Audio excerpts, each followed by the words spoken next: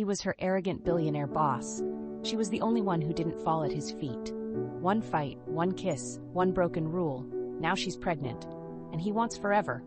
Game on. Welcome to the Billionaire Boss's Baby. Chapter 1.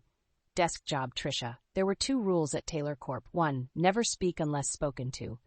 2. Never, under any circumstances, talk back to Kelce Taylor. I broke both before 9 a.m. Seriously, is your soul allergic to human decency? Or do you just hate joy recreationally? I snapped, slamming the marketing reports down on his obscenely expensive glass desk. Kelce didn't flinch. He sat there in that 3-piece charcoal suit like he owned oxygen itself. And maybe he did. Billionaire, CEO, Forbes list golden boy, Taylor Corp's crowned devil. My boss for the last 6 months of corporate hell. His glacier blue eyes slid up from his laptop to me.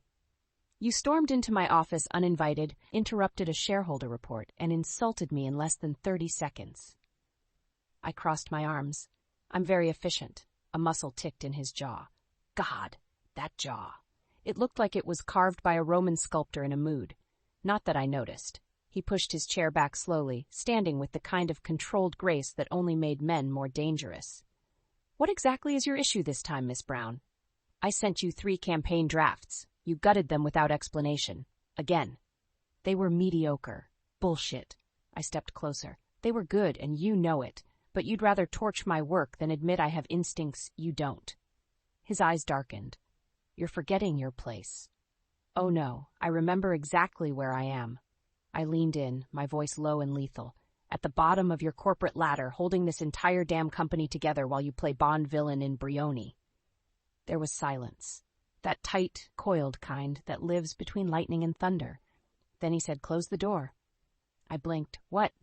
He stepped around the desk, slow and precise. "Close it, Trisha." Every cell in my body stood at attention. My fingers twitched around the doorknob, but I didn't move. Why? I asked, but my voice didn't come out steady. His hand brushed my lower back, and I nearly jumped. He didn't push, just rested it there, warm and sure, and suddenly the air was made of static. "You've been mouthing off to me for months," he said low. "Pushing, testing." I turned slowly to face him, heart slamming. "Because someone has to remind you you're not God." He stepped closer. My back hit the door. His hand slid from my spine to my hip, hot and infuriating. "I'm not God," he murmured. "But right now, I'm very much in control." I should have slapped him, or stormed out, or said something devastating and clever.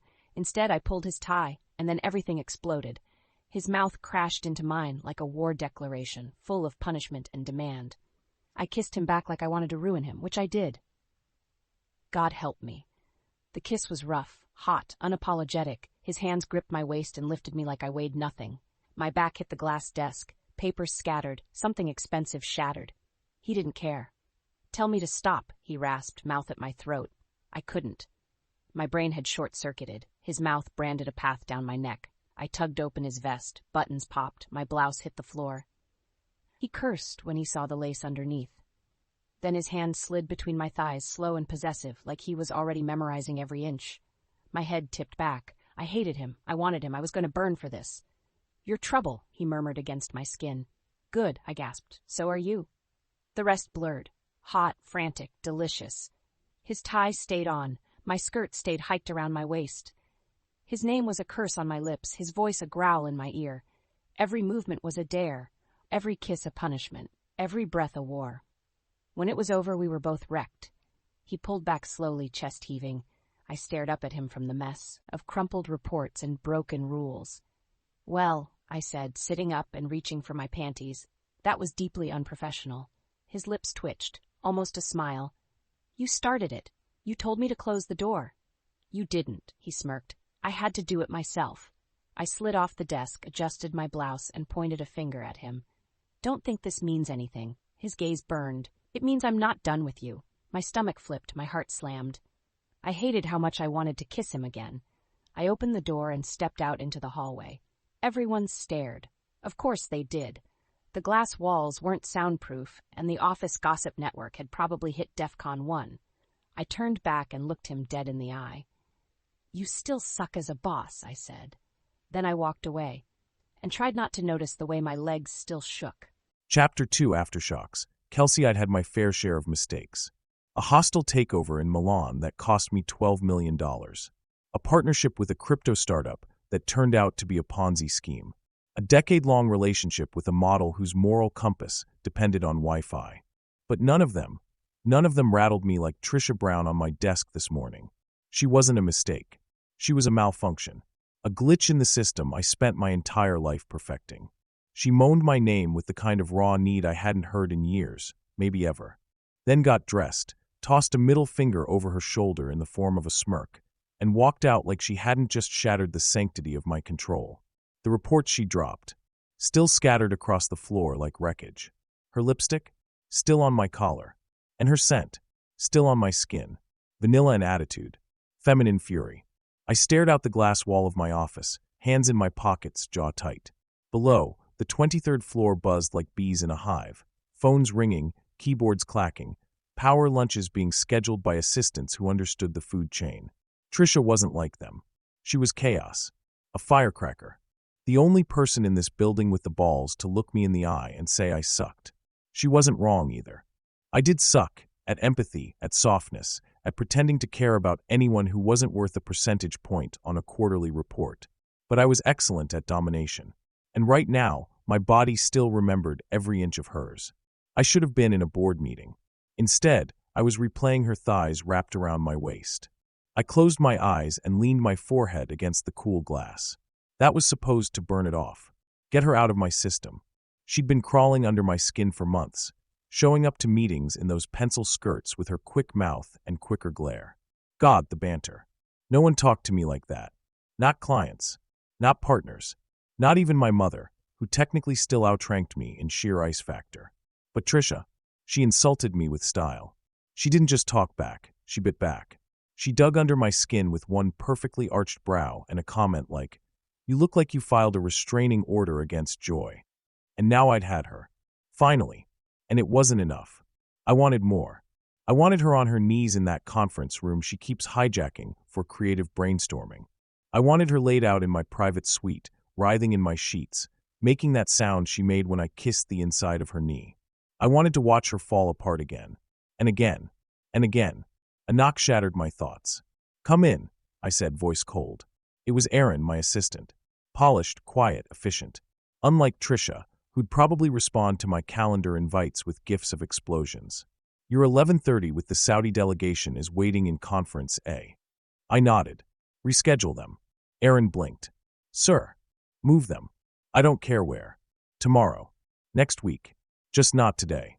Her expression didn't shift, but I caught the slightest flicker in her eyes.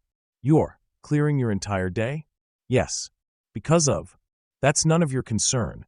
I cut in, sharper than necessary. "I'll call when I want my schedule back." She nodded once, backed out, and closed the door. I returned to my desk, running a hand through my hair. What was happening to me? I never broke protocol. I didn't indulge in office relationships. Not since that PR nightmare with the VP of Acquisitions 5 years ago. That woman had cried on CNBC. Trisha would set the anchor on fire. And yet, I sat down and pulled up her file on my screen. Full name, Trisha Janelle Brown. Hired 7 months ago from a mid-tier agency in Atlanta. Degree in marketing and behavioral analytics. No formal HR complaints, but a consistent history of snide commentary and unauthorized candor. I smirked. That's what I loved. She didn't fake her smile. Didn't kiss my ass. She called me an emotionally constipated tyrant during a staff meeting and then passed the donuts around like it was just another Monday. God help me, I respected her. And that was the problem. I couldn't respect her and keep her, because respect had teeth. It led to need. Need led to dependency. And I didn't do attachments. Ever. My father died in the back seat of a Bentley with a mistress half his age. My mother never cried. She just bought another building. That's the legacy I was born into. Control everything or lose everything. And yet here I was. Untied tie. Bruised ego. Lusting after the woman who just threatened to throw her resignation letter at me like a javelin. I exhaled slowly, then picked up my phone. "Kelce, my office. Tonight. 9 p.m. We're not done. Don't pretend we are." I stared at the message. Then deleted it. Too desperate. I retyped it. "Kelce meeting. My office. 9 p.m. It's non-negotiable." There. Neutral. Commanding. still soaked in subtext. If she came, it meant she hadn't written it off as a mistake. If she didn't, well, I'd drag her back. I never lost, and I never let go of what was mine. Trisha Brown just hadn't realized she was mine yet, but she would. Chapter 3. 2 pink lines. Trisha, I stared at the pregnancy test like it might burst into flames and take me with it. 2 lines, clear as day.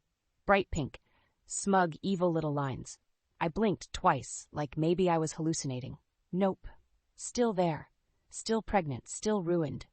The echo of my pulse thudded in my ears as I sat in the stall of the 18th floor ladies' room, cold tile pressing into the backs of my thighs. Around me, the world went on like it didn't just implode. Heels clicked across the floor, phones rang down the hall, the espresso machine whirred in the break room. And in my hand, reality screamed. You're having Kelce Taylor's baby. I laughed, a short, broken sound that made the woman 2 stalls over shuffle uncomfortably. I didn't care. I was having a hormonal breakdown in the bathroom. She could deal. I wasn't the type of girl this happened to. I was careful, always careful. Pills. Backups. Hell, I tracked my cycle in 3 apps and had a color-coded spreadsheet for backup because I'm a type A control freak with anxiety, but I didn't factor in him. Kelce Taylor, the world's most emotionally unavailable billionaire, the man with the perfect suits, perfect jaw, and absolute lack of basic human warmth. Also, my boss, and worse, now, my baby's father. Oh God, my stomach flipped. Was it morning sickness or blind panic? I couldn't tell. I pulled out my phone with shaking hands and opened my messages. He'd sent me one last night. Short, cold, commanding. Meeting, my office, 9 p.m. It's non-negotiable. I'd rolled my eyes so hard I almost gave myself a concussion. I didn't go, of course. I wasn't about to get dragged back into a game I didn't agree to play. What happened between us was a moment of insanity. A lapse in judgment fueled by caffeine, corporate rage, and the fact that the man looked like sin in a waistcoat. A one-time thing. One very sweaty, desk-breaking, profanity-laced thing. Not something that ended in this. I stood up, flushed the evidence of my existential crisis, and tried to breathe. You can do this, Trisha. You've handled worse. Except I hadn't. Because this wasn't just a broken heart, or a failed pitch deck, or being passed over for promotion. This was permanent. I stepped out of the stall and looked in the mirror.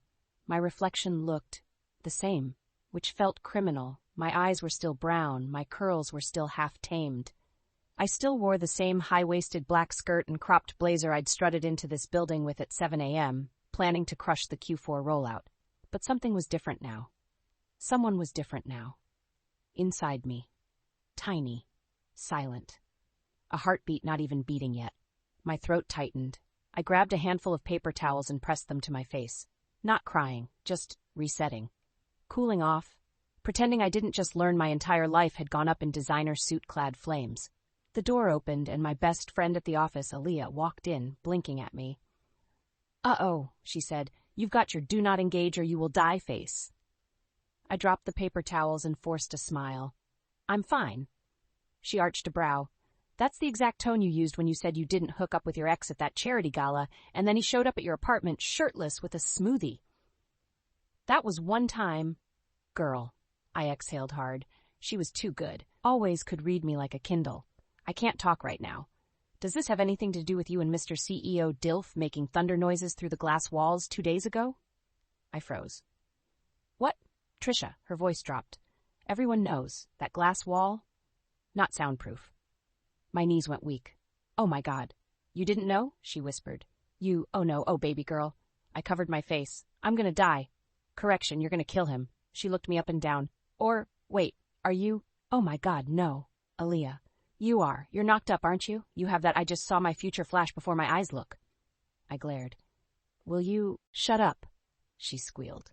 "You are. Holy crap, Trish. What are you gonna do?" That was the question, wasn't it? What did you do when you were pregnant with the child of a man who didn't believe in feelings? Whose idea of emotional vulnerability was switching from espresso to herbal tea? You told him. You told the terrifying, gorgeous man who signed your paychecks and destroyed your sanity that he accidentally got you pregnant. God, I needed another test. Or 3. But first, I needed air. I pushed out of the bathroom and stumbled down the hallway like someone walking away from an explosion. My phone buzzed again. "Kelce. Final notice. My office. Now." I stopped in the middle of the hallway, right outside his glass door. His eyes locked on me from across the room, sharp, focused, controlled. He didn't blink, and I knew he knew something was off. I inhaled sharply and walked in. He didn't speak as I closed the door behind me, just leaned back in his chair while studying me like a puzzle he couldn't solve. I assume you're here to apologize for ignoring my message. I threw a pregnancy test on his desk. He stared at it, slowly, carefully. Then looked up. What is this? I crossed my arms. A non-negotiable meeting. The silence between us wasn't awkward, it was lethal. I'm pregnant, I said flatly, and unless you've been doing extracurriculars with the rest of the company, it's yours. He didn't flinch. Of course he didn't. He just sat there, eyes locked on mine. I see. That's it? That's all you have to say? He stood slowly, coming around the desk. His movements were deliberate, calm, like he'd already figured out the next 20 moves. You'll marry me. I laughed, loud, bitter. Oh, you wish. I don't wish, I decide. I took a step back. Newsflash, corporate Dracula, this isn't one of your boardroom takeovers. I'm not a company you can acquire just because you accidentally knocked it up. You'll marry me, he repeated, as if I hadn't spoken. There won't be a scandal. No rumors. Our child will be legitimate. Our child? I said. You think that ring on a finger makes you a father? He didn't blink. It makes me the one who decides how this ends. Not this time, I hissed. This time I walk. I turned and left without another word. My heart thundered, my throat tight, but my spine stayed straight. And for the first time since I saw those 2 pink lines, I felt powerful again. Even if it killed me. Chapter 4, The Ultimatum. Kelce, I've walked out of boardrooms with hostile takeovers under my belt, blood on my cuffs, and shareholders crying into their quarterly losses. But nothing had ever felt as brutal as watching Trisha Brown storm out of my office with my child in her belly and murder in her eyes. I didn't blink until the echo of her heels faded. Then I sat down, temple pounding, heartbeat like war drums. My fingers curled around the edge of the desk until the glass creaked. She said no. To me. And not just to a conversation, to marriage, to a future, to a plan I already had drafted in my mind down to the damn monogrammed crib sheets. No one says no to Kelce Taylor. Ever. But she did. She walked out like she hadn't just detonated the center of my world with 4 words. I'm pregnant. It's yours. I stood slowly and adjusted the cuffs of my shirt, then reached for my phone. The second I hit speed dial, my legal team picked up. Draft a contract, I said, voice steel. Prenup. Full custody clause with joint privileges. Name her as beneficiary. Merge it into the trust portfolio. I want it in my hands within 2 hours. Yes, sir. Wedding date. My jaw locked. As soon as I convince her. A pause. Do we need media spin in the meantime? No leaks, I said. If even one photo or rumor gets out before I say so, you'll be issuing press releases from beneath a freeway overpass. Yes, sir. I ended the call and rolled my neck until the tension cracked. Trisha thought she was walking away. She didn't understand the stakes. Or who I was. I don't do emotion. I don't need people. But now I had one person I couldn't afford to lose. I'd tried to dismiss the attraction. Tried to ignore the obsession clawing under my skin. But I'd tasted her now. Heard her fall apart in my arms. Felt her nails in my back, her teeth on my lip, her voice in my ear like a curse and a promise. And now I was the father of her child. Which meant she was mine, whether she liked it or not. Round pushpin later that day, West Village. I found her in the one place I knew she'd go when she didn't want to be found. Bleecker and Sons, a little bakery tucked between overpriced flower shops and used bookstores, with coffee she swore tasted better than sex.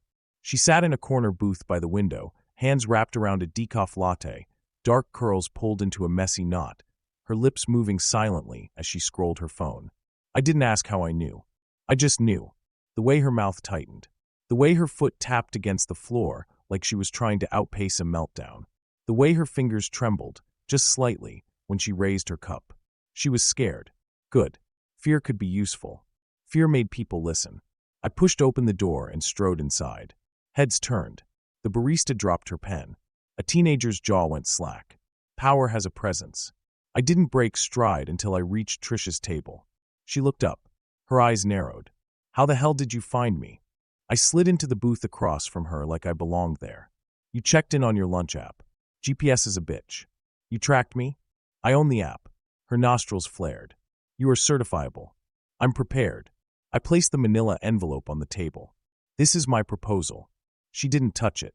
Just stared me down like she wanted to light me on fire. Let me guess. A marriage contract with all the warmth of a tax return. Prenup. Full medical. No NDAs. Our child inherits under my name and protection. You're named in the trust. My lawyers can finalize it tomorrow. You mean your attack dogs? They're thorough. Her hands clenched. Do you even hear yourself? Yes, I said. And you will too. Her laugh was humorless. You want to marry me out of duty, to contain the scandal, save your empire, play house with the woman you couldn't stand before you got her pregnant. I leaned in, elbows on the table, voice low. I didn't touch you out of obligation. She stilled. You think I don't want you? I said. You think I haven't been dreaming about that damn pencil skirt for months? The way you talk back. The way you bite your lip when you're trying not to smile. She said nothing. I pressed on. You think that day in my office was a lapse in judgment? I could have had anyone. You think I don't know what you taste like in the dark? Her breath hitched. That wasn't a mistake, Trisha. That was me finally taking what I've wanted since the second you called me emotionally constipated in front of an entire department. Her eyes shimmered, but she blinked it away. You don't do feelings, Kelce. You barely do conversations. I do control. And I'm controlling this. You're not controlling me. I leaned in. Then let's negotiate. Her jaw dropped. You want to negotiate a marriage? You love control too. So take it. She scoffed. You think I want to raise a baby in a penthouse prison with a man who schedules his orgasms between mergers and media blitzes? No. I think you want stability, safety, and someone who won't walk away when it gets hard. That landed. I saw it. The way her shoulders dipped. The faint tremor in her fingers. She was tough, but she was human. And she was tired. You're scared, I said. I get it. So am I. She blinked. I've never done this before either. But I'll learn. I'll do it right. Not just for the baby, for you. Silence stretched. She looked away. This isn't love. No, I said. But it could be war. And I don't lose wars. She let out a long, shaky breath. Then slowly, so slowly, she pulled the envelope toward her. Chapter 5, Marry Me Never. Trisha. The manila envelope sat on my coffee table like a bomb. I hadn't touched it since I got home, hadn't even taken off my boots. It sat there, heavy with consequence, soaked in Kelce Taylor's cologne and arrogance. Prenup, full medical, trust fund, marriage. Like he could just organize my life into compliance. Like love, real love, was a contract to be signed, notarized, and filed away behind glass walls and NDAs. He really thought that's all it would take. God, he was such a man.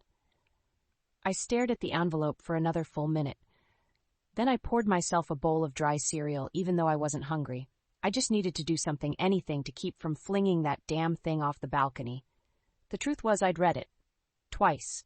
And okay, legally, it was perfect. Fair, protective, not controlling. I'd get full health benefits, a condo under my name, joint custody clauses, and more money than I'd ever see in 3 lifetimes. But nowhere in the 32 pages was the word love, or choice, or us. And the saddest part, he meant it. Every offer, every signature line, every numbered clause. Kelce Taylor was trying, in his own cold, calculated way. This wasn't just business to him. It was him trying to build something real with the only blueprint he understood. Control. And yet, he still didn't see me. He didn't understand that I didn't want a cage with golden bars. I wanted to matter. To be wanted, not managed. I kicked my boots off and flopped on the couch, one hand resting on my stomach. Tiny, quiet, not even a flutter yet. But I knew this little life was there. Mine. Ours. And this baby deserved more than a legal contract between 2 emotionally bankrupt workaholics pretending not to feel things. My phone buzzed. I grabbed it without thinking. Kelce, I'll send a driver at 6. We'll dine at my place. Bring the contract. Oh, hell! The man was actually scheduling my compliance, like I was just going to walk into his penthouse in heels and say, "Sure, Daddy, I'll sign my freedom away between appetizers and an orgasm." I typed furiously. I'm not coming. 3 seconds later, yes, you are. Try again, Wall Street. You can't force this. Trisha, nope, not your little wifey in waiting. You don't get to skip emotional intimacy and cut straight to property law. You think this is a game? No. I think this is your game, and guess what? I'm flipping the board. I tossed the phone onto the couch and stood. Enough. I was going to him, but not to comply. I was going to tear that contract in half and watch him choke on his own arrogance. 1 hour later, Kelce's penthouse, his doorman tried to stop me. Mr. Taylor said, I don't care what Mr. Taylor said. I blew past him, heels echoing like war drums on the marble floor. Tell him Trisha's here, and tell him she's pissed. I took the elevator up without waiting. Top floor. The air smelled like money and leather and high-functioning daddy issues. The doors opened, and there he was, standing in the middle of his living room in another damn 3-piece suit. Sleeves rolled up like forearms were a weapon. He had 2 champagne flutes on a tray and a look in his eyes that said he was 5 seconds from taking control. Nice place, I said, sweeping in. Shame about the emotional vacancy. He didn't blink. I see you got my message. I yanked the contract out of my purse and held it up. You mean this little pile of legal seduction? Yeah, I read it, twice, and then I came here to return it. He stepped forward. You came to negotiate? I smiled sweetly, then ripped the contract in half, his jaw clenched. You're irrational. No, I said. I'm awake and done being managed like a quarterly risk. I tossed the shredded papers onto the floor like confetti. This us doesn't work unless I'm in it. Not bought, not bribed, not bound. I was protecting you. No, you were protecting you. From mess, from feeling, from the very real possibility that this baby, our baby, might actually mean more than your next IPO. His eyes burned. You think this is easy for me? I think you've never done hard things that didn't involve money. I was trying to build something real. You were trying to control something real. I stepped into his space, jabbing a finger into his chest. You want to marry me? Be with me? Then show me you're in it. Not because it's efficient, not because it's convenient, but because you choose me. Silence. Then, softly, I do choose you. My breath caught. I searched his face. But I don't know how to do it your way, he said. I don't know how to do feelings on demand. I don't know how to be soft. I'm not asking for soft, I whispered. I'm asking for honest.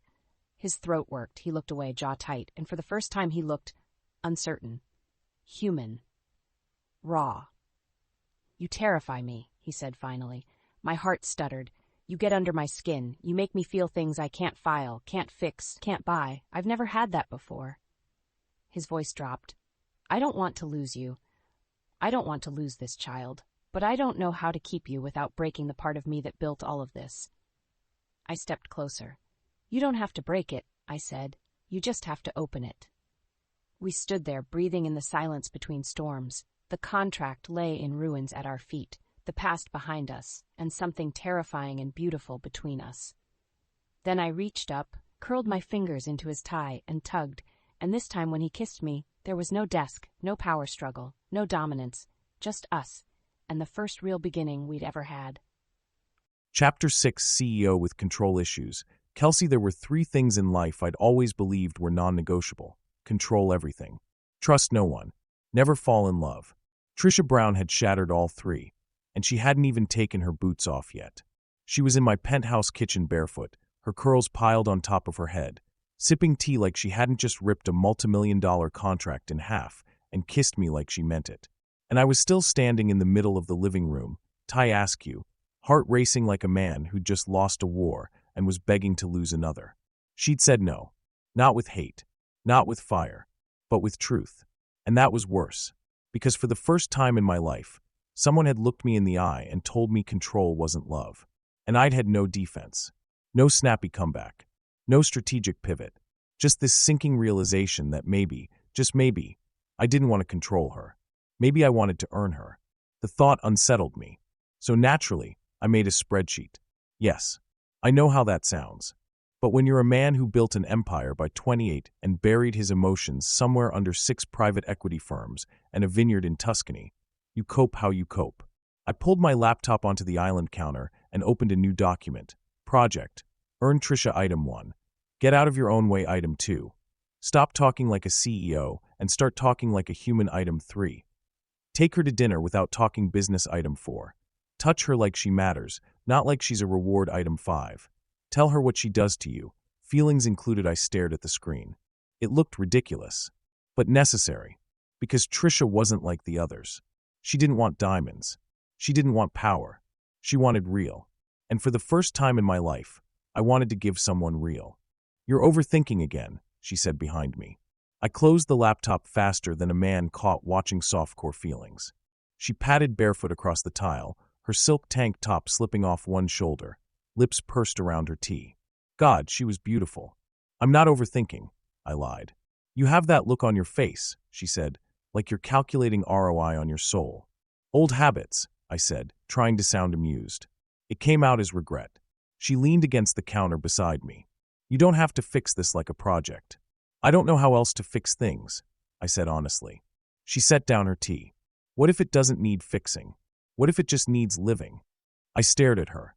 "What if we take it 1 hour at a time?" she said, softer now. "No contracts. No guarantees. Just you, me, this baby, and space to figure it out." I swallowed hard.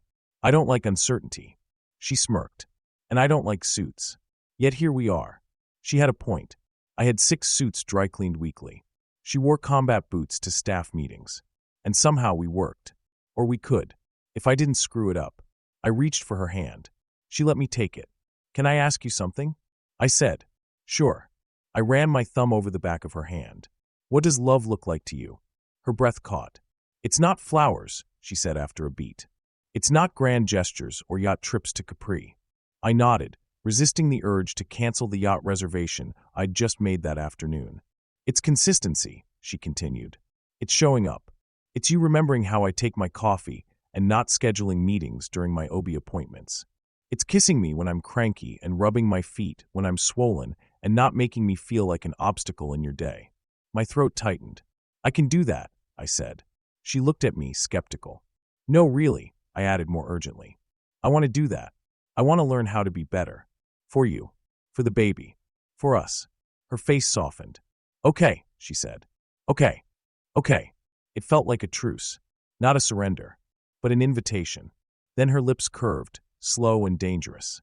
"But I'm still not marrying you. Not until you earn the hell out of it." That was fair. Hell, that was hot. I tugged her closer by the waist, her body sliding against mine like it was always meant to fit there. "Then I better start now," I murmured. She raised a brow. "What are you?" I silenced her with a kiss. But not the kind we usually shared. Not fast. Not angry. Not punishing. This one was slow. Intentional. Deep. My hands slid down her hips, reverent, not possessive. My lips learned her taste again, mapped her mouth like I had all the time in the world. I kissed her like she mattered. Because she did. Her fingers curled in my shirt, and she sighed into me, a soft sound that lit my chest on fire. When I pulled back, her eyes were hazy. "I like this version of you," she whispered. I rested my forehead to hers. "He only exists for you." She smiled. Just a little. And that smile was worth more than any company I'd ever built. Round pushpin later that night. Kelce's bedroom, she curled up in my sheets, bare legs tangled with mine, head resting on my chest like she'd been doing it her whole life. I stared at the ceiling. I didn't know how to do this. The realness, the intimacy, the vulnerability. But I was learning. And for the first time in my life, I didn't want to win. I just wanted to deserve. Chapter 7. The Private Jet Apology. Trisha Kelce Taylor sent a car. Not just a car, a black-on-black Maybach with custom stitching and a driver who called me Miss Brown like I was the First Lady. The seats were heated, the AC smelled like citrus and money, and there was a cold bottle of San Pellegrino in the cup holder with a lemon wedge already inside. I almost turned around and ran back into my building. This wasn't a date. This wasn't a reconciliation. This was Kelce, playing chess while I was still learning the rules. And apparently, I was going to Milan, because of course he had a company event in Europe and decided to turn it into some kind of emotionally loaded, business not business, pseudo-romantic private jet apology. The man couldn't say I'm sorry like a normal person. He had to say it at 40,000 feet with a 4-course meal and a silk eye mask. Teterboro Airport. Private terminal. Are we pretending this is normal now? I asked, stepping onto the tarmac in my combat boots and Target travel set like the picture of reluctant baby mama realness. Kelce stood at the bottom of the jet stairs in a slate gray suit, hair windblown, sunglasses perched low enough to give me a peek at those infuriatingly controlled eyes. He didn't smirk, didn't leer. He just looked at me like I was the only thing he could see. "I didn't say this was normal," he said. I said it was necessary. I folded my arms. Flying me across the world to what? Impress me into submission? He stepped closer. No, to show you I'm listening. And I know how to pivot. God help me, I melted a little at that, because pivot was my word. I'd said it to him weeks ago when he'd tried to bulldoze a campaign I worked 3 weekends on. Fine, I said, brushing past him. But if this is some 50 Shades of tarmac trick to get me into a marriage, I swear to God. No tricks, he said quietly behind me. Just us. Just us. Right. And yet when I stepped onto the jet and saw 2 plush leather recliners, white hydrangeas in a crystal vase, and a charcuterie board laid out like a Monet painting, my heart thumped harder than it should. There were 2 seats, not one for him at a desk and one for me across the aisle, 2 side by side, together.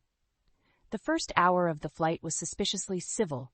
No arguing, no business talk. He handed me a blanket and noise-canceling headphones. I passed him the olives without biting his hand off. We both read. Mine was a book about pregnancy hormones. His, a financial quarterly report with red annotations and arrows pointing at things like merge and destroy. Classic Kelce. But sometime around hour 2, I caught him watching me. Not just glancing, watching. I set the book down. You're doing the thing again. What thing?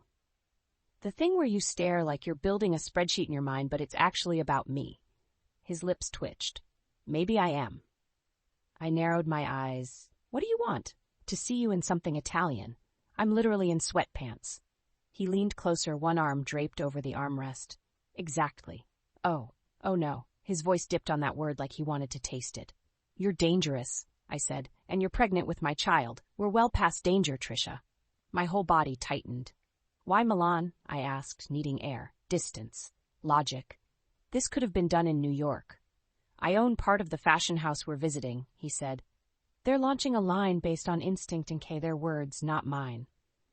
I laughed despite myself. Sounds like my autobiography. Exactly. His voice dropped again. I wanted to show you what happens when I stop leading and start following your instincts. And that was the moment I cracked, because this cold, calculating man was trying, and damn if it wasn't working. Milan. Fashion house headquarters next day. The showroom was a palace of light and silk and unapologetic beauty. Models slinked through rooms in gowns worth more than my rent. But Kelce didn't look at them. He looked at me. Every time I touched a dress, every time I smiled at a color, every time I paused in front of a mirror and tilted my head, imagining a different life. Then the stylist brought out the dress, midnight blue, off the shoulder, slid up the thigh so high it threatened decency laws. Oh, hell no, I muttered. I'm 4 months pregnant. Exactly, the stylist said in a thick accent. You are woman, glorious, round in all the best places. We show it off. Kelce didn't speak, just watched. And when I disappeared behind the curtain to try it on, his gaze followed me like a prayer. I slipped into the dress with shaking hands. It hugged every curve, lifted where it needed to lift, clung where it needed to cling. My bump was small but visible, a subtle curve. A promise.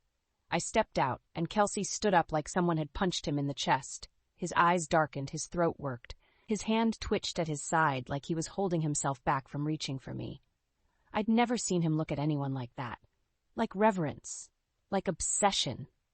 Like he'd never recover. Say something, I whispered. I would burn this whole building down if it meant I got to see you like this again, he said, voice rough. Heat swept through me. And in a moment I couldn't blame on hormones. I stepped toward him, grabbed his tie, and yanked. He followed. We slammed into the fitting room, his hands all over me, my lips on his, the dress still on, my heels still on, his mouth finding the hollow of my throat with a growl I felt in my soul.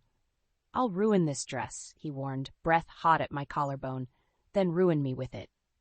He lifted me onto the bench, pushed the fabric aside like a man who'd been starving for weeks, and made good on every filthy promise he'd never said aloud. No talking, no games, just touch, need, devotion. When it was over, I lay against his chest, dazed and spent. You can't keep doing things like this, I whispered. Yes, I can, he said into my hair. I'll keep doing them until you believe me. Chapter 8, Tuxedo in Trouble. Kelce, my mother, greeted us at the door wearing a silk blouse that probably cost more than Trisha's rent and a smile that could slice through concrete.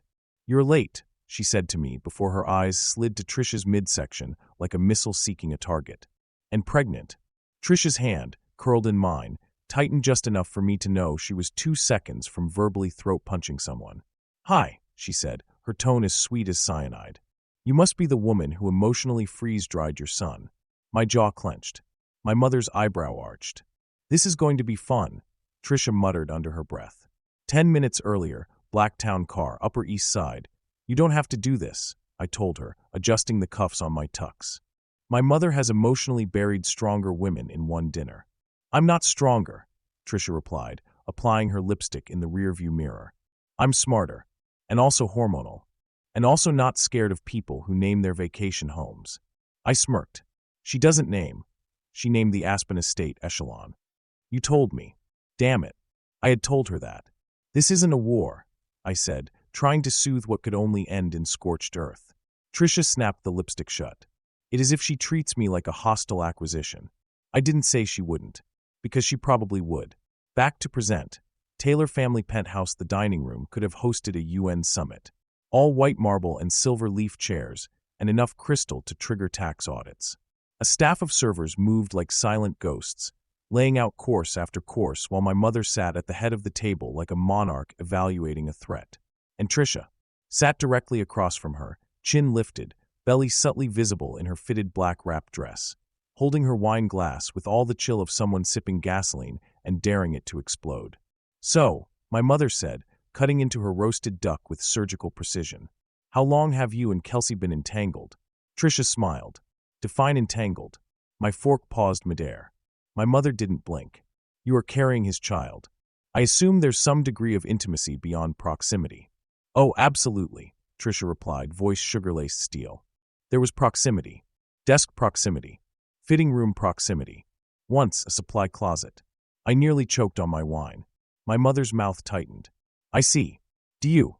Trisha asked sweetly. "Because from here, it looks like you're trying very hard not to." I grabbed her hand under the table, squeezed.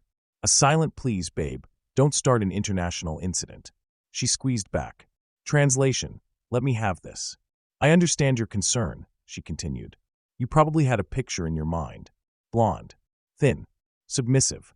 Maybe someone who wears pearls and doesn't swear when she stubs her toe." My mother raised a brow. "And you don't." "I say F when I mean it," Trisha said calmly. "And Kelce seems to like that about me." I definitely choked that time. My mother's gaze cut to me.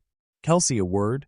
Trisha sipped her water and gestured at me like, "By all means, go walk into the dragon's lair." Private study. 2 minutes later, you've lost your mind. My mother hissed as soon as the door clicked shut. I didn't sit. "She's carrying my child. She's in my life. Get used to it. She's vulgar. She's honest. She's insubordinate. She's strong. She's exactly what I need," I cut in. "Exactly what I want." My mother stared at me like she didn't recognize me. "You'd throw away decades of preparation for a woman who nearly wore combat boots to my dining table?" I smiled. "She wore heels, actually. But now I wish she hadn't. You always said emotions were liabilities." "I said love was a liability. This," I ran a hand through my hair, exhaling. "This is different." She sat slowly. "So it's not a temporary lapse." "No. It's a permanent reorganization." Her face shifted. Slightly. Something between resignation and curiosity. "Then you'd better prepare her for the wolves," she said. "She already runs with them." Back at the table. Dessert course. I slid back into my seat, just as Trisha took her third bite of panna cotta like it was made of victory. "How'd it go?" she asked under her breath. "She didn't kill me," I said. "Progress." I looked at her, and for a second, I forgot there were other people in the room. Her curls framed her face. Her lips were stained the color of strawberries. She was halfway through carrying my child, and I'd never wanted anything more than I did this woman in this moment. "You look like you're thinking dangerous thoughts," she said. "Always," I murmured, reaching for her hand under the table. "I should warn you, though, about." I pulled a small box from my inside pocket and slipped it into her palm. She froze. "Kelce, it's not what you think." She raised a brow. "I'm not asking for marriage. Yet," I clarified. "I'm asking for a placeholder." She blinked. "A what?" "A promise," I said.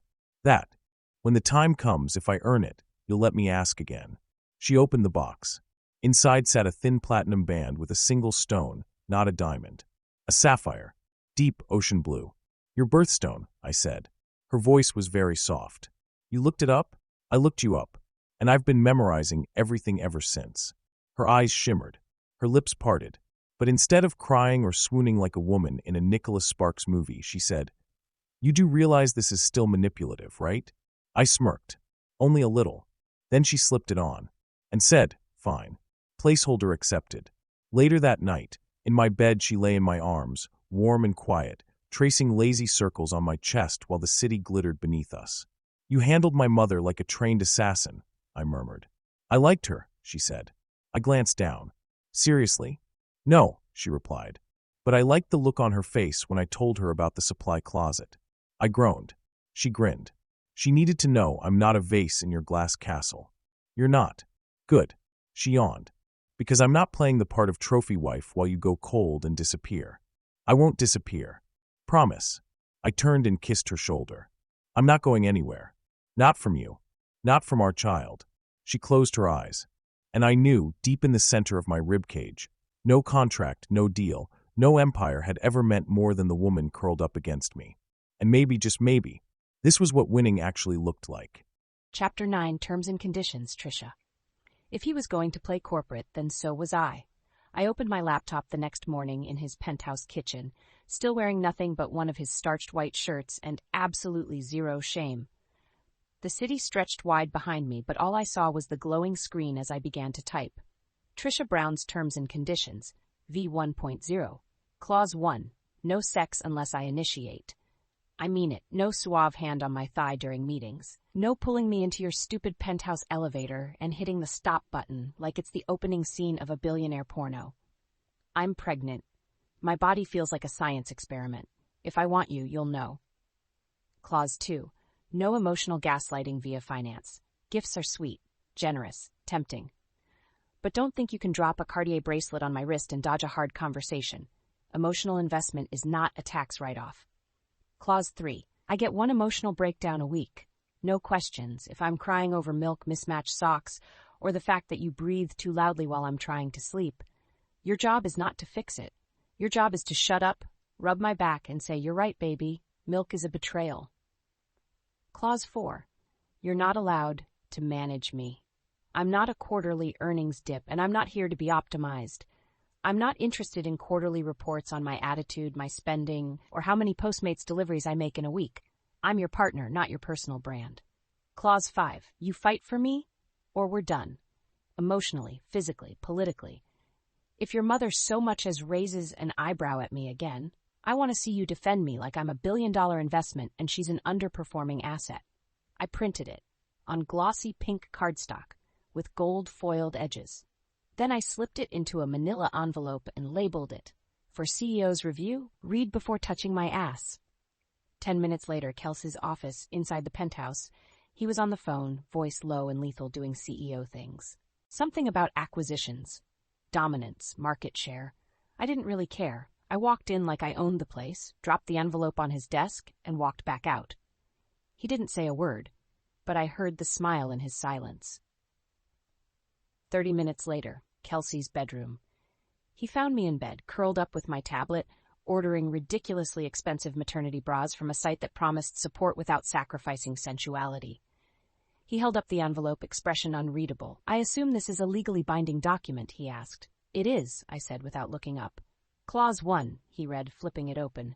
No sex unless you initiate. Harsh. Firm, I corrected. Like your negotiation tactics. He set the envelope down on the nightstand and sat at the edge of the bed, watching me. Clause 5. I fight for you or we're done. I met his eyes, non-negotiable. Something shifted in his gaze, something serious. The kind of thing that made my heartbeat stall. You think I wouldn't fight for you? He asked, voice low. I think, I said carefully, you fight with strategy, not heart, and I need both. He nodded once, slowly. Then I'll give you both. My eyes narrowed. Just like that? He leaned forward, palms braced on either side of my thighs. You don't issue terms without expecting a counteroffer, I smirked. Of course not. Hit me with it, Taylor. He reached into his inner jacket pocket, pulled out a slip of black cardstock with his logo on it, KT embossed. Arrogant. He handed it to me. I opened it. Kelce Taylor's addendum, Trisha Brown exclusivity terms effective immediately. Clause 1, you don't leave. Not during an argument. Not during a panic spiral. Not because you're scared or I'm an idiot. You stay. Clause 2, you tell me what you want. Always. I'm not a mind reader, Trisha, but if you whisper it, write it, shout it, or spell it in pie crust, I'll make it happen. Clause 3, you don't pretend I'm temporary. You've got an escape plan in your back pocket. I've seen it. But I want forever, not just this trimester. Clause 4, you let me love you, even if I don't always do it right, even if it's messy, even if I learn late, you let me try. Clause 5, you wear my last name, eventually, when you're ready, and I'll earn the hell out of it. I blinked, swallowed. Is this your version of a love letter? More efficient. He said. I threw a pillow at him. He caught it, smirked. Does that mean you accept the terms? I'll review the fine print, I said, biting my lip. But Clause 4 needs clarification. Oh? He raised a brow. How so? You want to love me? I crawled forward on my knees, eyes locked on his. Then start now. And that's when he lost all control. 2 hours later, tangled in sheets, breathless and glowing, he kissed my stomach, then kissed my lips and whispered, This is me fighting for you. I almost cried, but then my boobs hurt, and I needed ice cream, and the moment passed, still. That night, when I lay against his chest and drifted off, I realized something. I was still scared, still vulnerable, still me. But I wasn't alone anymore, and for once, that didn't make me weak, it made me his. Chapter 10, Cravings and Confessions. Kelce, I have personally negotiated the hostile acquisition of an aerospace company while on a boat in the middle of the Adriatic Sea with a satellite phone, 3 lawyers, and a mild concussion. I have survived back-to-back shareholder revolts. A cyber attack that took down our entire data server for 18 hours. And once, my mother's 60th birthday party.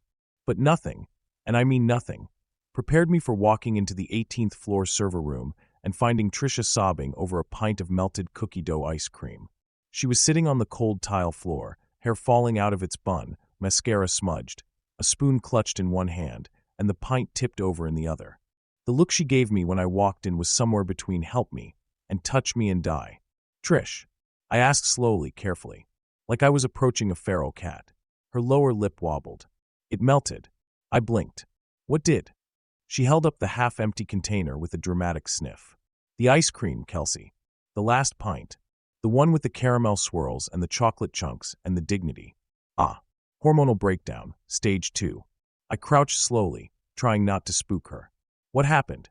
She looked at me like I'd asked if gravity still worked. It melted, she repeated, tears welling.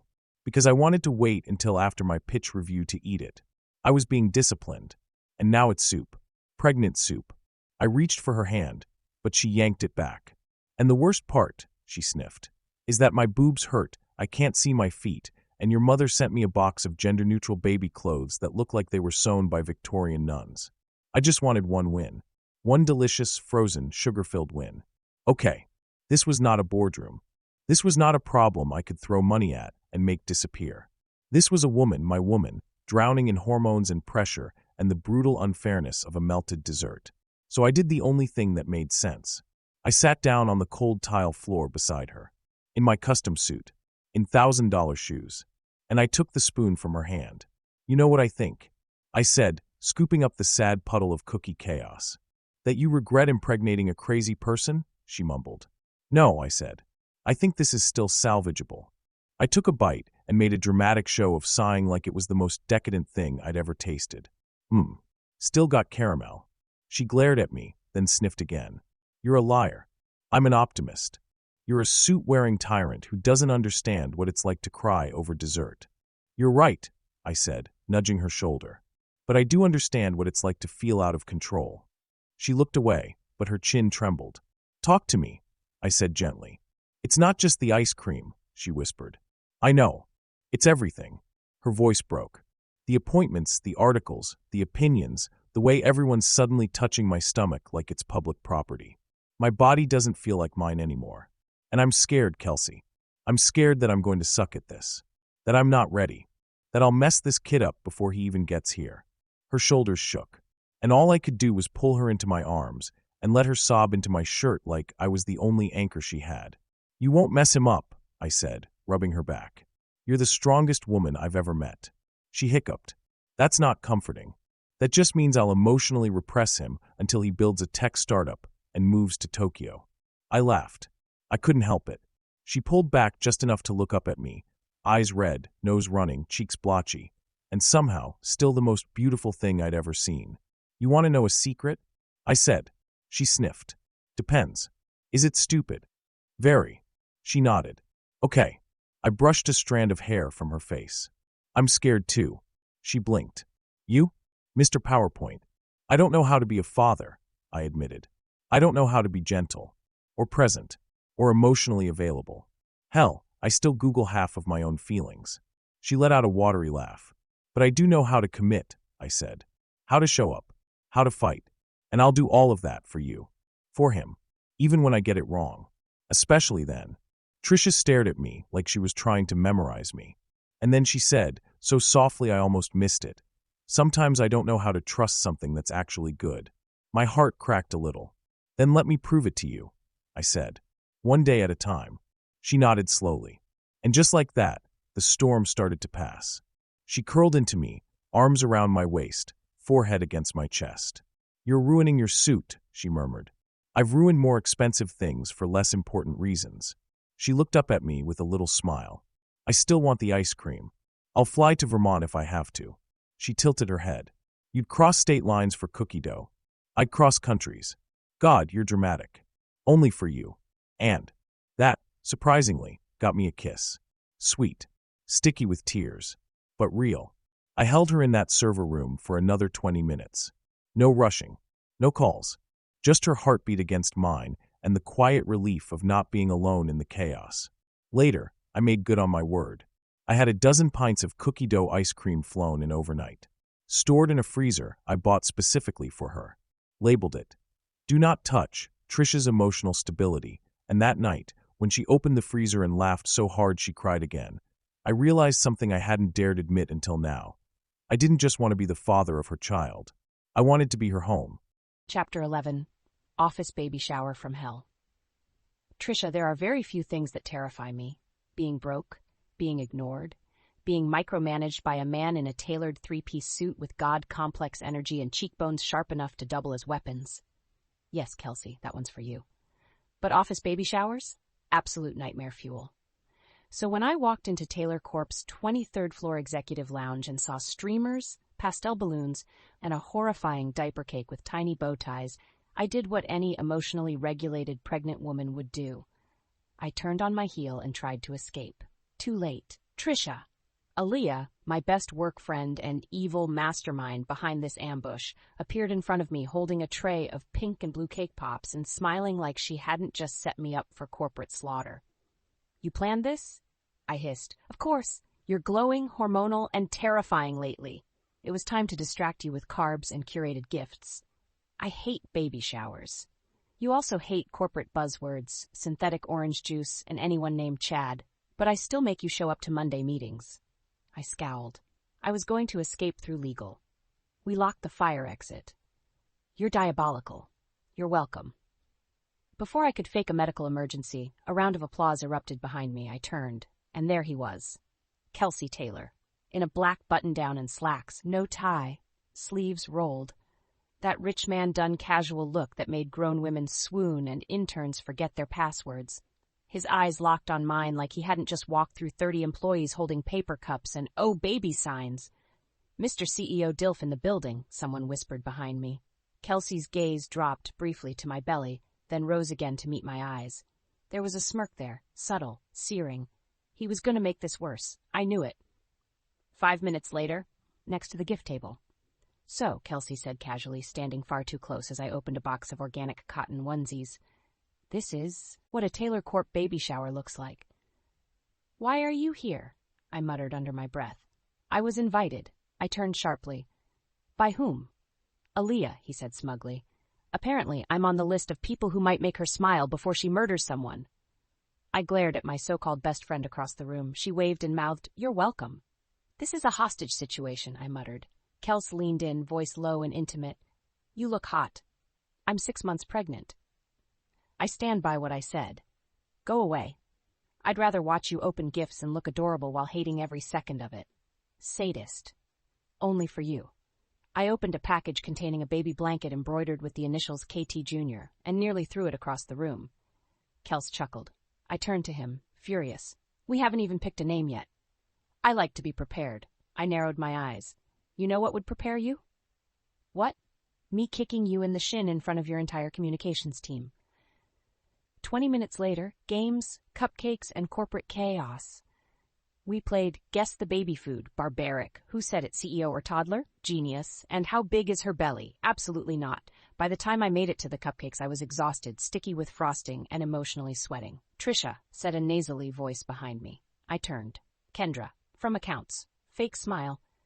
Designer dress.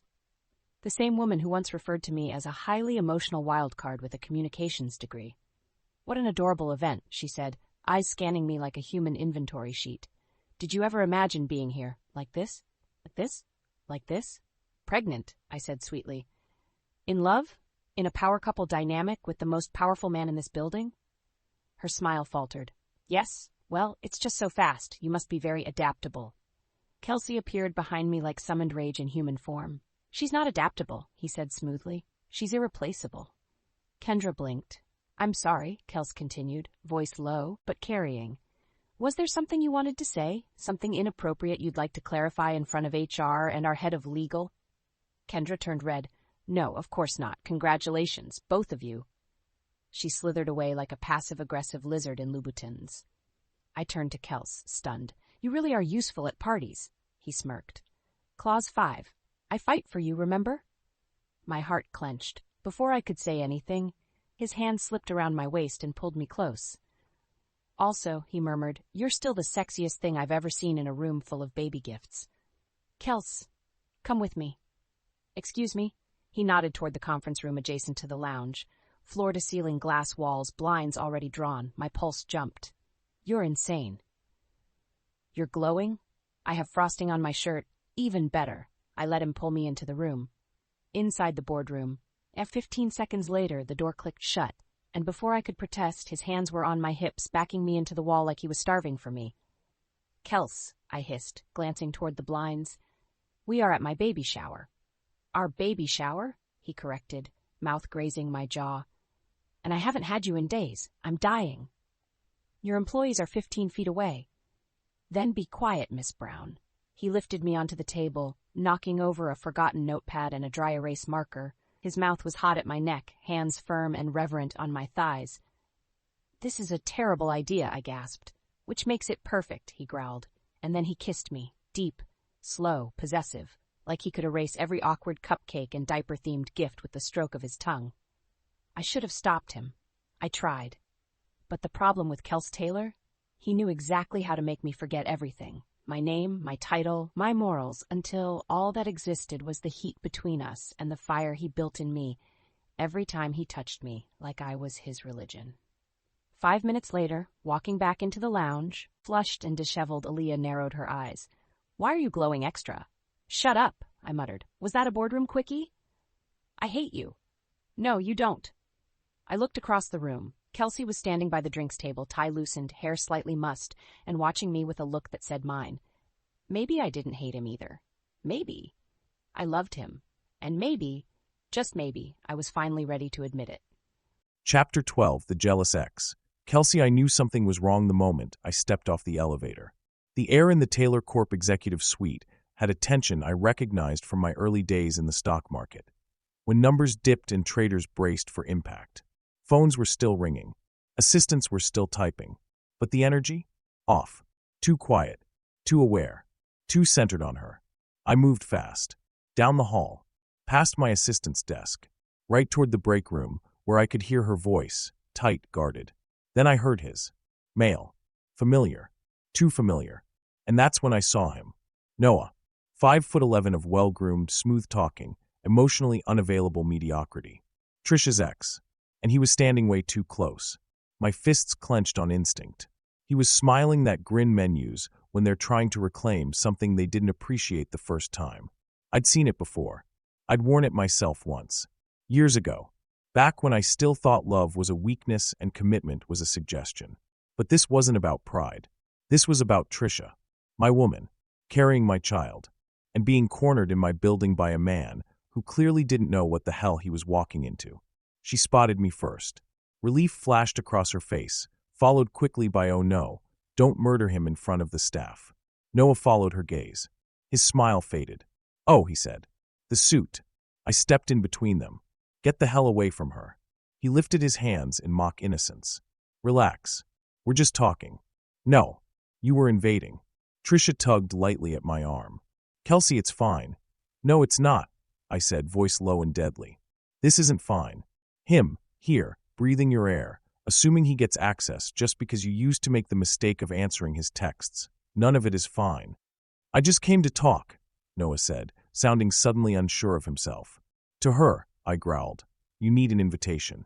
And guess what? You don't have one." Noah shifted, eyes darting between us. "You really think she's safe with you?" And that was it. I lost the last shred of control I had. I grabbed him by the collar and slammed him against the break room wall so fast a coffee mug shattered on the floor. The sound echoed. Someone gasped behind me. "Kelce!" Trisha hissed. "Stop." But I couldn't. "Not yet. You think this is a game?" I snapped. "You walk into my building, into my life, and think you can manipulate her into second-guessing us? You're not a threat. You're an insect." Noah pushed against my chest. "She doesn't belong in your world, man. Look at you. You're cold, corporate, all control and dominance. She chose me," I snapped. "And you don't speak her name again. Not here. Not anywhere." My heart was pounding, fists itching for more. But Trisha's voice pulled me back. "Kelce, enough." Not angry. Not afraid. Just certain. I let go. Noah stumbled back, red-faced and humiliated. "You'll regret this," he spat. I smiled. Cold. Cruel. "No. You will." I pointed toward the elevator. "You've got 15 seconds before I make your career disappear." He left. Fast. Round pushbin 10 minutes later. My office, I closed the door behind us and turned, expecting a lecture. Maybe a slap. Maybe a box of her things thrown at my head while she told me I was unhinged and terrifying and just like her ex after all. But Trisha just stood there. Arms crossed. Eyes locked on mine. Silent. That scared me more than anything. "Say something," I said. She walked toward me. Slowly. Then she placed her hand on my chest and whispered, "You didn't have to do that." I covered her hand with mine. "He came into my territory." "I'm not territory, Kelce." "No," I said. "You're everything." She blinked. "You're serious?" I nodded. "I've never seen you like that. Because no one's ever touched what's mine before." She didn't flinch at the word. "Not this time." Instead, she said, "I handled him. I was fine." "I know. But the second I saw him near you, it was like something snapped." I saw red. All I could think was, don't let her hurt again. Not from him. Not ever. She softened. "You scared the interns. I'll send gift baskets." "You scared me." I went still. "Not because you were angry," she added. "Because I've never seen you lose control like that." I looked down. It was primal. Irrational. And I don't regret it. She stepped closer. Her hand moved to the back of my neck. "That man broke pieces of me that I'm still putting back together. He made me feel small. Replaceable. Like I had to earn affection by being palatable." I gritted my teeth. "You made me feel wanted," she said. "Even when I didn't want to be. And that scares the hell out of me." I kissed her before I could stop myself. Deep. Devastating. Mine. She kissed me back, slow and sure, then pulled away and whispered against my lips, "Make me forget him." I did. Right there on my office couch. Round pushpin later, Trisha curled against my chest. "Tell me something," she murmured. "Anything. What would you have done if I'd chosen him?" My muscles. Locked. I thought for a long moment. Then, "I'd have let you go." She lifted her head, shocked. "But I'd have destroyed him first." She smiled. "You really don't do halfway, do you?" "No," I said. "Especially not with you." She rested her head back on my chest. And I knew, no matter how this ended, no matter what came next, I would fight like hell. Not for control. Not for legacy. But for us. Chapter 13, Hospital Lights and Heartbeats. Trisha, the pain hit mid-meeting, sharp, sudden, like my body folded inward without asking my permission.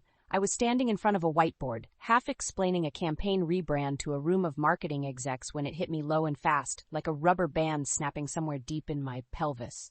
I gasped, not loud, but enough. Enough that people stopped typing, enough that Aaliyah jumped up and grabbed my arm. "Trish?" I opened my mouth to answer. Nothing came out, just a tight, thin wheeze. My knees buckled, my vision blurred. The pain didn't stop. It rolled low and heavy and terrifying. "Someone call an ambulance," Aaliyah shouted, and then I was being lowered to the floor. Someone unbuttoned my blazer, cold tiles under my back, distant voices. I clutched my belly and tried to breathe. "Please, please don't let anything be wrong." Emergency room, Mount Sinai. The ceiling lights were too white. The sheets were too stiff, and my body, still humming with adrenaline, refused to settle. The nurse had me hooked up to monitors before I could even sit upright. They ran tests, took blood, tilted me on my side and told me to relax, which was hilarious considering I was 2 seconds away from screaming. "Is the baby okay?" I croaked. "Please, just tell me." "You're stable," said the nurse gently. "We're waiting for the fetal heartbeat." Waiting, waiting, waiting. Each second was a punishment. Where was Kelce? Had someone called him?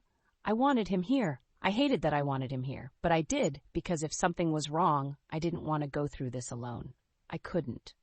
Then the door slammed open, and there he was. Black jacket over a white shirt, hair wild, tie half removed. He looked like he'd sprinted through the city, his eyes locked on mine. Dark, unreadable. What happened? His voice was razor sharp. "Is she okay? Is the baby?" "I'm fine," I whispered. "I think. I don't know." He crossed the room in 3 strides and took my hand.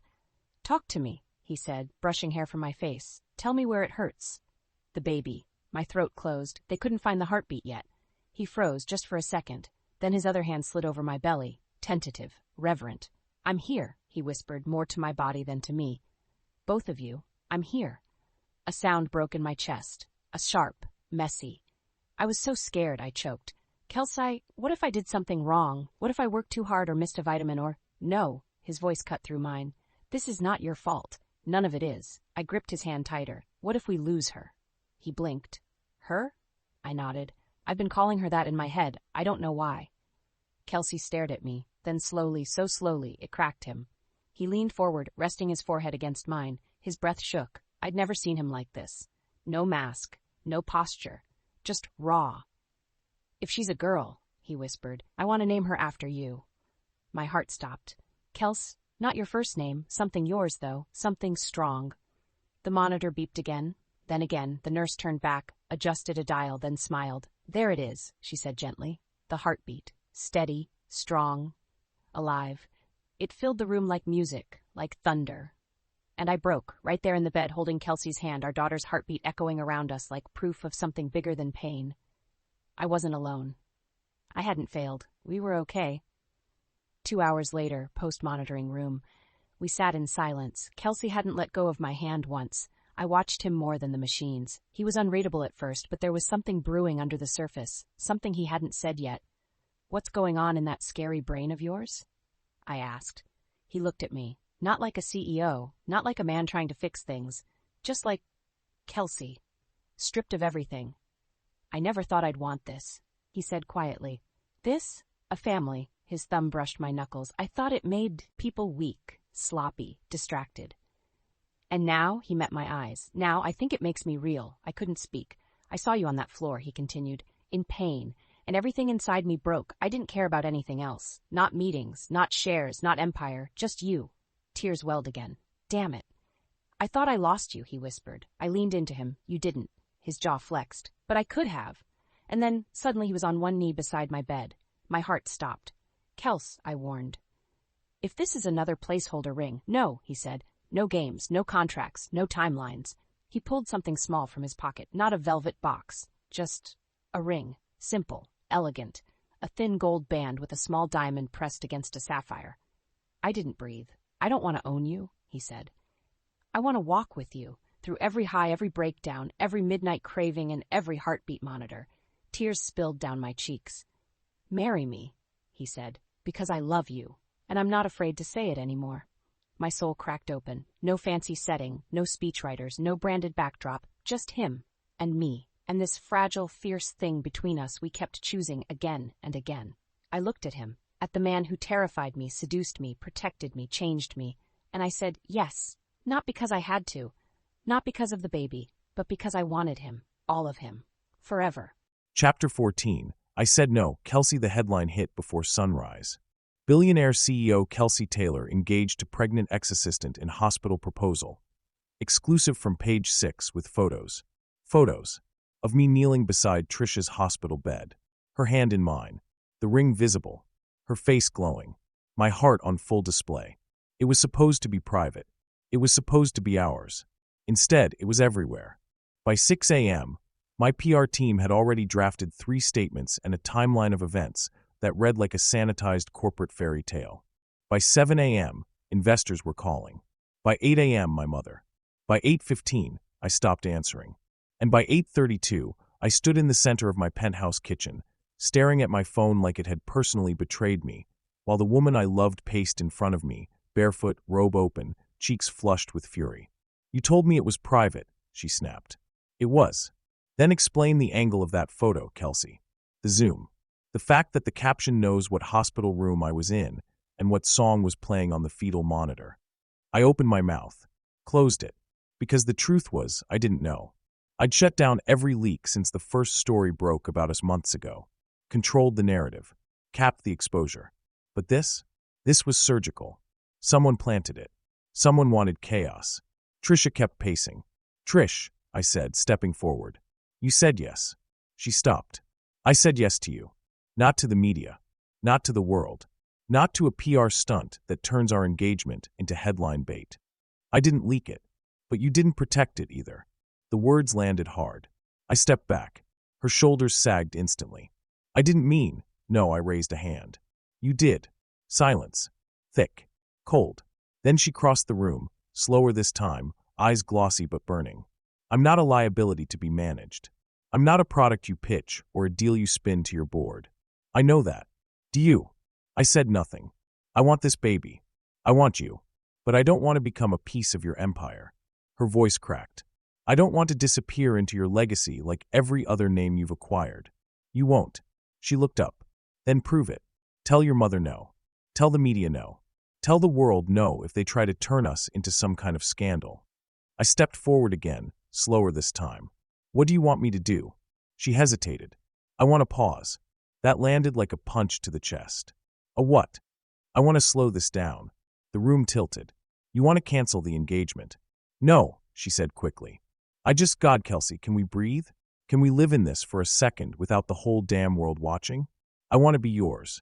But I want to feel like I chose that, not like I was steamrolled into it. I turned away, hands on my hips, jaw locked. The ring was still on her finger. But it felt like a threat now, not a promise. You're scared, I said finally. Yes. You don't trust me. She swallowed. I'm learning how. I looked back at her. The woman who'd stolen every inch of my control and made it impossible to imagine a future without her. And now she was pulling away. Not because she didn't love me, but because she didn't know how to survive me. You said yes, I said again, softer now. And I believed you. She stepped closer. I meant it. But I need space to be more than the girl who got pregnant in the office and married the man with the penthouse view. You think that's what this is? She didn't answer. And that told me everything. Round pushpin later that day, Taylor Corp HQ, I was halfway through a board meeting when the news broke again. Trisha Brown seen without engagement ring. Sources say the couple is rethinking the wedding amid media pressure and family tension. Family tension. Translation, my mother. I shut the meeting down and left without a word. I didn't stop until I reached her apartment, the one I bought but left in her name. I still had a key. I still had a right. Didn't I? She was there, sitting on the couch, feet up, blanket over her lap, ring on the coffee table. It wasn't off maliciously. It wasn't on display. It just was, like a bookmark in a chapter she wasn't ready to finish. You're not answering your phone, I said. She looked up slowly. I needed quiet.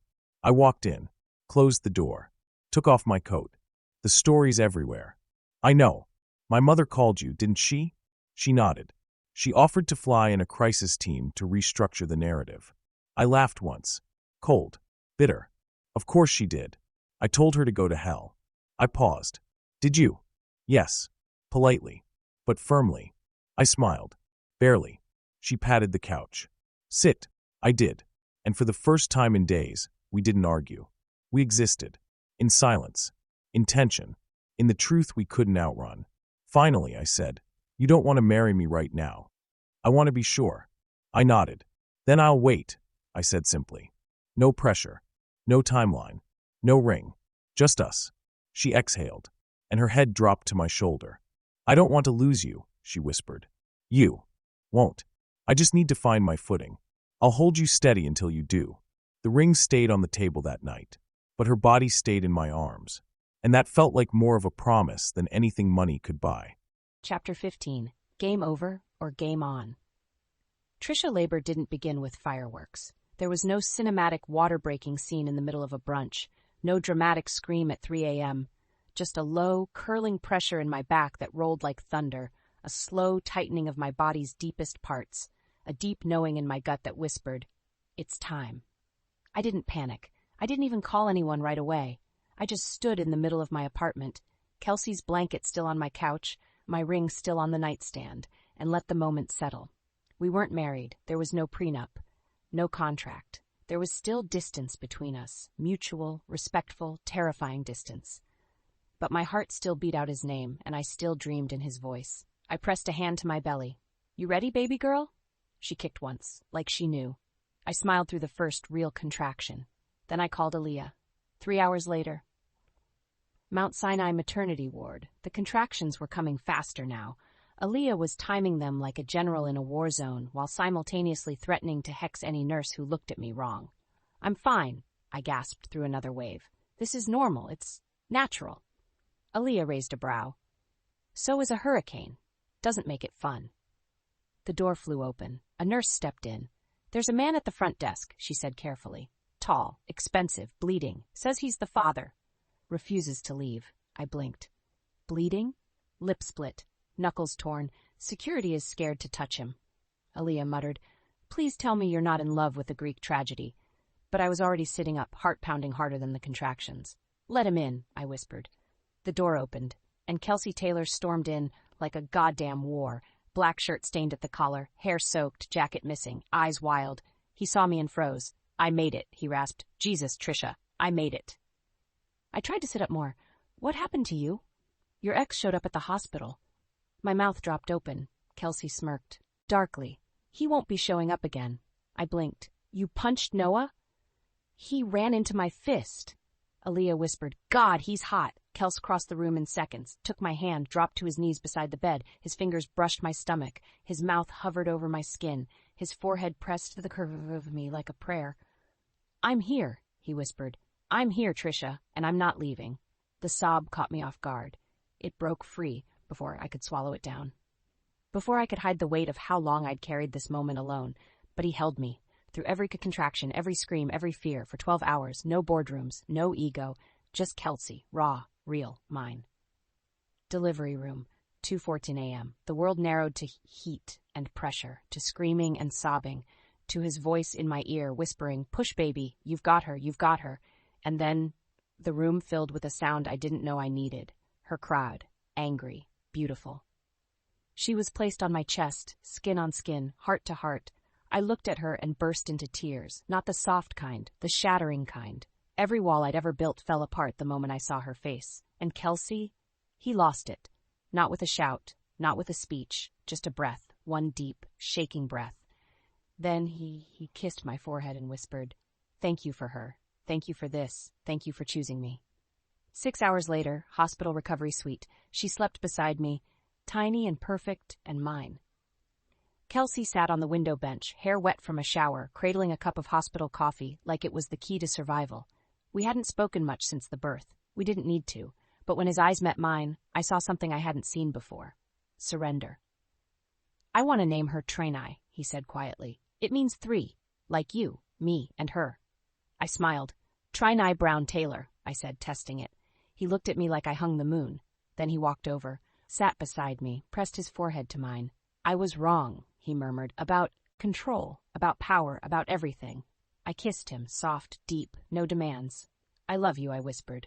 His breath caught. "I love you," I repeated, "even when I want to throat punch you." He laughed, then sobered. "You still don't have to marry me." I looked at him. "No," I said, "but I want to." He froze, "And not for the baby. Not for the name, for you, Kelce, because even when I wanted to hate you, you showed up, you fought, you stayed. He blinked. Then very slowly he pulled a ring from his pocket. Not the sapphire, a new one, smaller, simpler, just a diamond, clean, honest. This time, he said, you ask me. I looked at him, looked at the man who destroyed every rule I had and built a new world with his bare hands, and I said, game on, Mr. Taylor. Then I slid the ring on his finger. 1 week later, private ceremony on the rooftop of Taylor Corp. No press, no PR, just us, and our daughter. Sleeping in Aaliyah's arms while we said I do, the city below, the sky above, and a promise between us that no contract could ever touch, because this wasn't about power, it was about choosing each other, every day, every fight, every heartbeat. Game over? No. Game on. Forever. 3 months later. Trisha, my husband talks to our daughter like she's a shareholder. I'm serious. Trinai, he says as he swaddles her with the focus of a bomb technician, you've had a strong quarter in development. Excellent grip strength, above average vocal projection. Let's focus on sleep consistency for Q2. She coos. He nods, dead serious. I sip my coffee and hide a smile. We're in the nursery, early morning sun streaking through gauzy curtains. The world outside is still waking up, but in here the most powerful man in Manhattan is whispering nonsense into a baby's ear with absolute devotion. He used to call me Chaos. Now he lets it live on his chest, snoring. I'm sitting cross-legged on the glider, wearing his hoodie and a pair of leggings that haven't seen a gym since the second trimester. But for once in my life, I don't care. I'm not chasing perfection anymore. I have peace. And him. Kelce catches me watching. Smiles. What? You're a better dad than I expected. Was the bar low? Under the floor. He laughs, and it's still a miracle every time. He's looser now, softer around the edges, still sharp when he needs to be, but no longer ruled by it. Want to hold your favorite CEO in training? He asks, lifting our daughter. I take her. She's warm and squishy, her tiny hands curling against my chest like she knows exactly where she belongs, just like I did. Eventually. I thought I'd lose myself in all this, I whisper. He sits beside me, our knees touching. Did you? No. I found myself. I look at him. With you. Kelce doesn't say anything. He just presses a kiss to my temple and breathes in like he's trying to memorize the air around me. This isn't the life I thought I wanted. It's better. Messier. Louder. Fiercer. But real. God, it's real. Later that night, she fell asleep on the couch. Our daughter on her chest. Soft music playing. Low city lights glowing through the windows. And I stood there just watching. She looks so small sometimes, like she can't possibly hold the force she carries inside her. But I've seen her hold me up when I was crumbling. I've seen her fight for herself when no one else did. She doesn't need saving, but I'll protect her anyway. Every day, every hour, for the rest of my life. I bend down, kiss her bare shoulder, and whisper against her skin. Game on, Mrs. Taylor. She doesn't wake up, but I swear she smiles. Bonus chapter, Crowns and Vows. 1 year later event. Trinai's first birthday plus Kelce and Trisha's wedding anniversary. Trisha, I can't feel my face. There's frosting in my hair. Pink tulle wrapped around my waist. A dented plastic tiara clinging to my curls by the grace of baby Jesus and one bobby pin. And in the middle of my living room, currently a war zone of confetti, baby wipes, and half-inflated animal balloons, is my 1-year-old daughter, Trinai, sitting in a cloud of glitter and icing with the confidence of a Roman empress. She's wearing a custom onesie that says, "My daddy owns everything but me." Because of course she is. Kelce had it made. He also booked the photographer, the magician, the balloon artist, and the string quartet that's currently trying to pretend they weren't just asked to play Baby Shark on a cello. I stagger toward the kitchen like a soldier leaving the battlefield and find Kelce at the island, shirt unbuttoned to mid-chest, tie hanging loose, cradling a flute of something non-alcoholic because he's still on high alert. His gaze finds me like it always does. Lock and load. A slow, lazy scan from head to toe. "Your Majesty," he says, lips twitching as he eyes the tiara, "you look edible." "Kelce," I groan, "your daughter bit another toddler. That's 3. She's 1 year old and has a body count." She's goal-oriented. She climbed the gift table. He smirks. She's ambitious. She put her face directly into the smash cake and yelled, "Mine." He raises his glass in salute. A leader is born. God help me, I love him. I flop into a bar stool beside him and steal his drink. You know she gets that from you, right? She also gets her smirk, her attitude, and her ability to command a room with a single noise. She's practically you in miniature form. I glance into the chaos behind us, streamers hanging from the chandelier, Aaliyah attempting to corral children into a bounce house like a ringmaster with PTSD, and our daughter now crawling over gift bags like a tiny assassin. I love her so much it makes me ache, I whisper. Kelce sets his glass down, turns fully toward me. His hand curls around my thigh. I love you, he says, still. Always. Something shifts in the air, soft, heavy. The birthday party doesn't fade out, but world narrows to us. Do you know what today also is? He asks. I smile. 1 year since we said game on, he nods. Then say it again, I whisper. He stands, offers his hand. No speech, no crowd, just a quiet invitation. Kelce, I take her upstairs. Away from the frosting, the noise, the chaos we created. Our daughter is safe. Aaliyah would take a bullet for her. But this moment, this is ours. I lead Trisha into the master bedroom. The lights are low. The windows open. City lights flicker like stars just for her. I don't say a word. I just drop to one knee. Again. This time, no cameras. No PR risk. No contracts. Just love. She watches me, eyes glassy, tiara still cocked sideways. Take it off, she murmurs. What? The tiara. Take it off me. I rise slowly, brushing my fingers through her curls, removing the crown with gentle hands. You're not my queen because you wear a crown, I say. You're my queen because I'd burn the world to see you smile. She chokes on a breath. You want vows? I whisper. She nods. I take her hands. I vow to never treat you like a decision on a spreadsheet. I vow to listen, really listen, when you cry over melted ice cream or hormones or the fact that I left my socks on the floor. She laughs through her tears. I vow to never stop fighting for you, to never let you forget how hard you were to win and how easy you are to love. Her fingers tighten. I vow to show our daughter what love looks like, even on the days we argue. Especially then. I lean down, press my forehead to hers. I vow to want you. Every day. Every version of you. Forever. She kisses me like she can't breathe without it, then pulls back. My turn. I nod, swallowing hard. I vow to call you out when you get too bossy, she says. Fair. I vow to love you when you're infuriating, when you work too much, when you forget to eat because you're stuck in empire mode. I smirk.